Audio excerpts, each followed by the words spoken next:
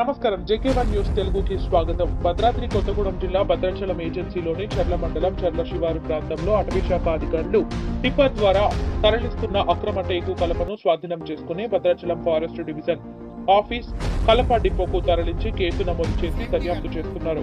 చర్ల మండలం చెన్నాపురం అటవీ ప్రాంతం నుండి భారీగా టేకు కలప దుంగలను తరలిస్తున్నారనే పక్కా సమాచారంతో మంగళవారం తెల్లవారుజామున చర్ల శివారు ప్రాంతంలో కాపు కాసిన ఫారెస్ట్ అధికారులు కలప లోడుతో వస్తున్న బెంజ్ టిప్పర్ను ఆపి తనిఖీ చేయగా అందులో వివిధ సైజుల్లో ఉన్న టేకు దుంగలను గుర్తించిన అధికారులు కలప తరలిస్తున్న టిప్పర్ను భద్రాచలం హెడ్ క్వార్టర్స్ లో ఉన్న కలప డిపోకు తరలించి టేకు కలప విలువ సుమారు 5 లక్షలు ఉంటుందని చర్ల మండల ఫారెస్ట్ అధికారి ఉపేందర్ వెల్లడించారు.